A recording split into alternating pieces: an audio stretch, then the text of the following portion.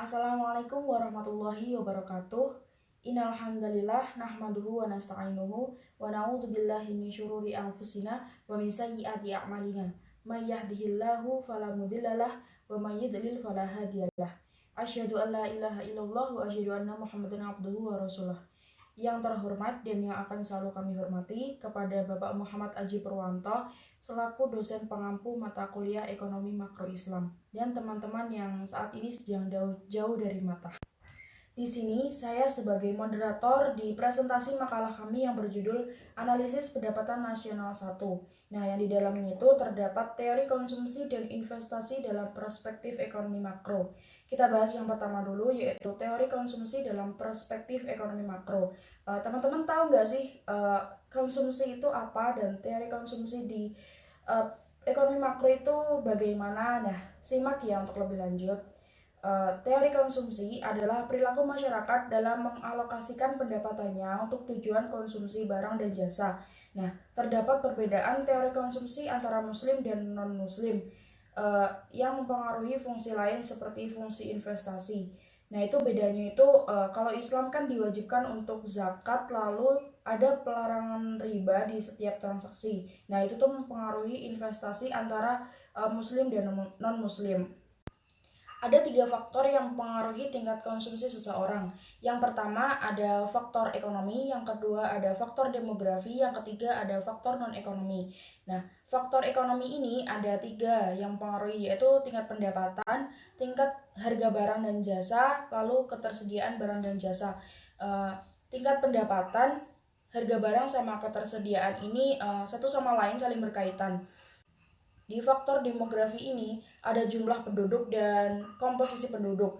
Di jumlah penduduk ini mempengaruhi pengeluaran konsumsi, lalu pengeluaran konsumsi ini nanti mempengaruhi analisis pendapatan nasional suatu negara. Yang di komposisi penduduk itu nanti ada 3, taraf usia, lalu taraf pendidikan, dan taraf tempat tinggal.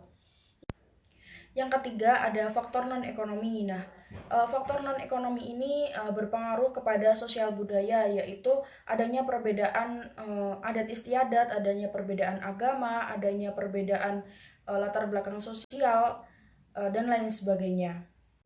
Selanjutnya ada macam-macam teori konsumsi. Yang pertama, teori Keynes. Ini dinyatakan oleh Keynes sendiri. Di dalam teori tersebut dikemukakan bahwa besar kecilnya pengeluaran konsumsi hanya didasarkan pada besar kecilnya tingkat pendapatan masyarakat.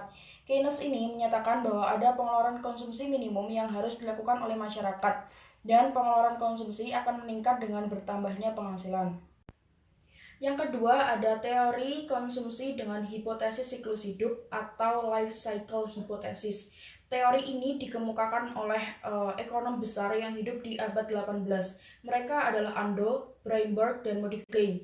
Mereka membagi pola konsumsi menjadi 3 bagian. Yang pertama, seseorang umur 0 tahun hingga mereka mendapat pekerjaan sendiri atau penghasilan sendiri, itu mereka mengalami de-saving. Kedua, ada di mana usia seseorang yang sudah bisa bekerja kemudian menghasilkan pendapatan sendiri dan lebih besar dari pengeluaran konsumsinya, maka ia mengalami saving. Yang ketiga, di mana seseorang berada pada usia yang sudah tidak bisa bekerja lagi, otomatis kan dia tidak mendapatkan penghasilan sendiri. Nah, dia itu mengalami de-saving. Yang ketiga ada teori pendapatan permanen. Nah, pada teori ini pendapatan dibagi menjadi 2, yaitu pendapatan permanen dan pendapatan sementara. Pendapatan permanen adalah pendapatan yang selalu diterima pada setiap periode tertentu dan dapat diperkirakan terlebih dahulu. Misalnya gaji karyawan. Nah, karyawan kan memiliki gaji setiap bulan. Nah, itu bisa dikategorikan sebagai pendapatan permanen. Yang kedua ada pendapatan sementara, yaitu pendapatan yang baik dapat dihasilkan terlebih dahulu dan nilainya dapat positif apabila nasibnya baik atau negatif apabila mendapat nasib buruk. Seperti pedagang marketplace, dia akan menerima transferan uang terlebih dahulu dari customer. Nah, customer sebelum mengirim barang. Nah, nanti kan kalau misalnya mengajukan pengembalian kan pendapatannya hangus. Nah, itu bisa dikategorikan sebagai pendapatan sementara. Yang keempat ada teori pendapatan relatif. Nah, teori ini dicetuskan oleh Duesenberry yang membuat 2 asumsi. Asumsi pertama, selera semua rumah tangga atas barang konsumsi adalah independen, yaitu terpengaruh atas pengeluaran yang dilakukan oleh tetangganya. Yang kedua, ada asumsi pengeluaran konsumsi adalah irreversible. Artinya, pola pengeluaran pada saat penghasilan naik itu berbeda dengan pola pengeluaran pada saat penghasilan mengalami penurunan. Nah, kita bahas yang kedua, yaitu teori investasi dalam perspektif ekonomi makro. Investasi itu apa sih menurut kalian? Nah, di dalam buku yang saya baca, investasi adalah segala sesuatu yang dilakukan untuk meningkatkan kemampuan dan menciptakan nilai di masa yang akan datang. Nah, ada beberapa teori investasi. Yang pertama ada teori klasik atau konvensional. Teori klasik ini menyatakan bahwa investasi akan dijalankan bila mana pendapatan dari investasi itu lebih besar dari tingkat bunga.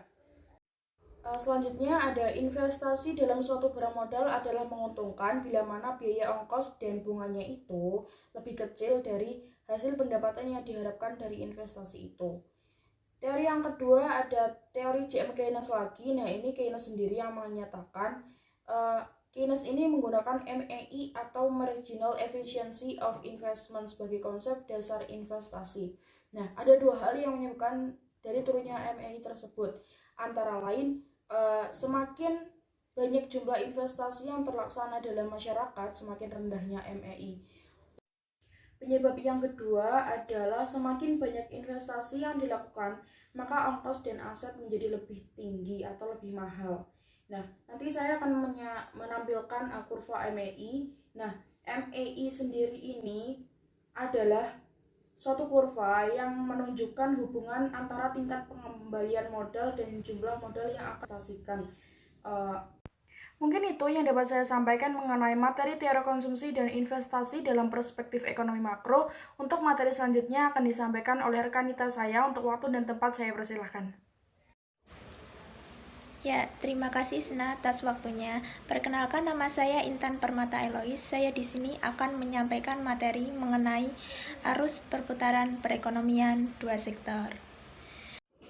Teman-teman tahu nggak apa itu perekonomian dua sektor? Jadi, perekonomian dua sektor atau bisa disebut dengan perekonomian sederhana, yaitu perekonomian yang terdiri dari dua orang pelaku, yaitu rumah tangga konsumsi atau masyarakat dan rumah tangga produksi atau perusahaan. Lalu bagaimana arus lingkar kegiatan perekonomian tersebut? Nah, yang pertama, arus barang atau faktor-faktor produksi dari rumah tangga konsumsi ke rumah tangga produksi melalui pasar input. Yang kedua, arus uang atau sewa upah laba yang merupakan balas jasa dari rumah tangga produksi ke rumah tangga konsumsi. Dan yang ketiga, arus uang, yaitu jasa pembelian dari barang dan jasa dari rumah tangga konsumsi ke rumah tangga produksi melalui pasar output.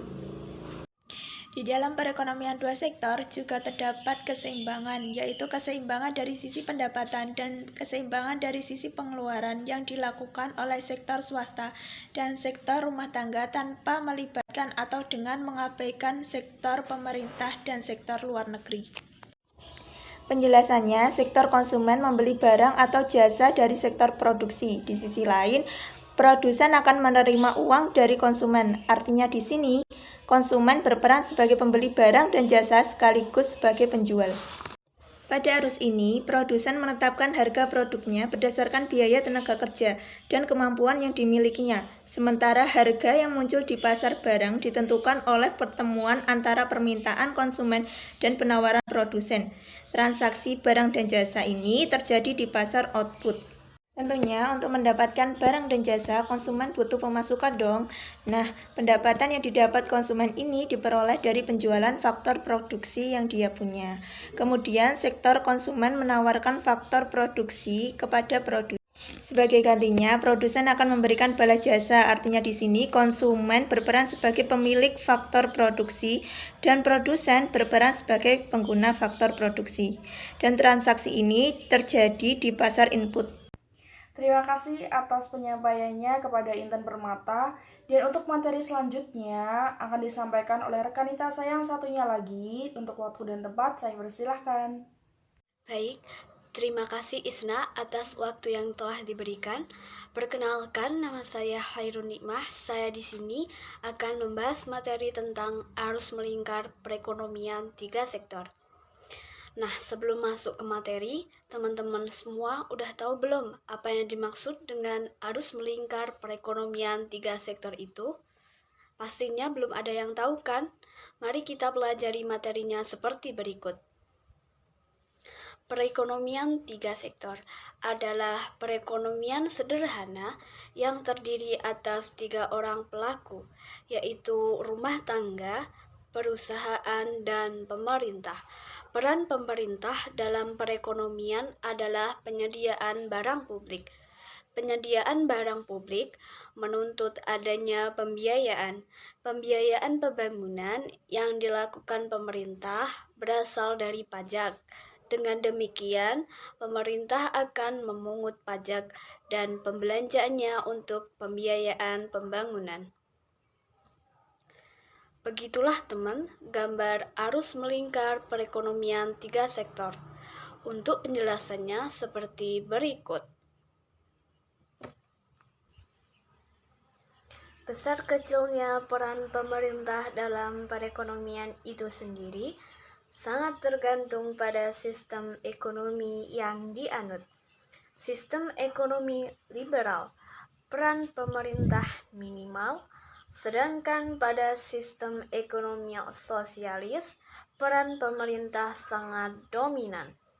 Di negara yang menganut sistem campuran seperti Indonesia, pemerintah masih cukup berperan dalam sistem perekonomian. Sektor pemerintah akan muncul pengeluaran pemerintah pada sisi pengeluaran dan pajak pada sisi pendapatan. Pajak yang dikenakan oleh pemerintah akan mengurangi tingkat pendapatan yang siap dikonsumsikan. Pendapatan yang siap dikonsumsi dikurangi dengan pajak disebut dengan pendapatan disposable. Teman-teman, udah ada yang tahu belum? Kalau di arus melingkar perekonomian 3 sektor itu, ada jenis-jenisnya pajak loh. Yang A, pajak objektif, yaitu pajak yang dikenakan berdasarkan aktivitas ekonomi para wajib pajak. Misalnya, PPN dikenakan kepada mereka yang membeli barang dan jasa kena pajak. Kemudian yang B, pajak subjektif, yaitu pajak yang dipungut dengan melihat kemampuan wajib pajak, misalnya pendapatan. Jika pendapatan makin besar, maka beban pajaknya makin besar. Kemudian yang C, pajak langsung, jenis pungutan pemerintah yang secara langsung dikumpulkan dari pihak yang wajib membayar pajak, atau pajak yang secara langsung dipungut dari orang yang berkewajiban untuk membayar pajak. Kemudian yang D, pajak tak langsung, yaitu pajak yang bebannya dapat dipindah-pindahkan kepada pihak lain, atau yang menanggung beban pajak tersebut adalah para konsumen, contohnya impor. Aliran pendapatan dan syarat keseimbangan. A. Aliran pendapatan dan pengeluaran. Campur tangan pemerintah dalam perekonomian akan menimbulkan 3 jenis aliran baru dalam sirkulasi aliran pendapatan. 3 jenis aliran yang baru tersebut adalah: yang pertama, pembayaran pajak oleh rumah tangga dan perusahaan kepada pemerintah. Pembayaran pajak tersebut menimbulkan pendapatan kepada pihak pemerintah. Kemudian yang nomor 2, pengeluaran dari sektor pemerintah ke sektor perusahaan. Yang ketiga, aliran pendapatan dari sektor pemerintah sektor rumah tangga. B. Pembayaran oleh sektor perusahaan sekarang dapat dibedakan menjadi 2 jenis, yaitu yang pertama, pembayaran kepada sektor rumah tangga sebagai pendapatan kepada faktor-faktor produksi. Kemudian yang nomor 2, pembayaran pajak pendapatan perusahaan kepada pemerintah. Yang C, pendapatan yang diterima rumah tangga sekarang berasal dari dua sumber. Yang pertama, dari pembayaran gaji dan upah, sewa, bunga, dan utang oleh perusahaan. Dan kemudian yang nomor dua yaitu dari pembayaran gaji upah oleh pemerintah. Oh iya, pengeluaran pemerintah itu, pajak yang diterima pemerintah akan digunakan untuk membiayai berbagai kegiatan pemerintah. Di negara-negara yang sudah maju, pajak adalah sumber utama dari pembelanjaan pemerintah. Sebagian dari pengeluaran pemerintah adalah untuk membiayai administrasi pemerintah dan untuk membiayai kegiatan-kegiatan pembangunan. Membayar gaji pegawai-pegawai pemerintah, membiayai sistem pendidikan dan kesejahteraan rakyat, membiayai perbelanjaan untuk angkatan bersengaja, dan membiayai berbagai jenis infrastruktur yang penting. Artinya, dalam pembangunan adalah beberapa bidang penting yang akan dibiayai oleh pemerintah. Penentu-penentu pengeluaran pemerintah. 1. Proyeksi jumlah pajak yang diterima. Dalam menyusun anggaran belanja pemerintah, harus terlebih dahulu membuat proyeksi mengenai jumlah pajak yang akan diterima. Makin banyak jumlah pajak yang akan dikumpulkan, makin banyak pula perbelanjaan pemerintah yang akan dilakukan. Kemudian yang nomor 2, tujuan-tujuan ekonomi yang ingin dicapai. Mengatasi masalah pengangguran, menghindari inflasi, dan mempercepat pembangunan ekonomi. Untuk mempercepat kegiatan tersebut, seringkali pembelanjaan uang yang lebih besar dari pendapatan yang diperoleh oleh pajak. Yang ketiga, pertimbangan politik dan keamanan. Pertimbangan-pertimbangan politik dan kestabilan negara selalu menjadi salah satu tujuan penting dalam menyusun anggaran belanja pemerintah. Kekacauan politik, keagamaan, keadaan seperti itu akan menyebabkan kenaikan perbelanjaan pemerintah yang sangat besar. Begitulah teman-teman yang saya ketahui tentang arus melingkar perekonomian 3 sektor. Untuk waktu dan tempat, kami kembalikan kepada moderator. Terima kasih kepada Khairuddin Nikmah atas materinya. Teman-teman sekalian, sekiranya itu yang dapat kami sampaikan mengenai materi analisis pendapatan nasional. Jika ada yang ditanyakan, mohon menuju ke kolom yang sudah disediakan. Billahi taufiq wal hidayah, waridha wal inayah, wa afa minkum. Wassalamualaikum warahmatullahi wabarakatuh.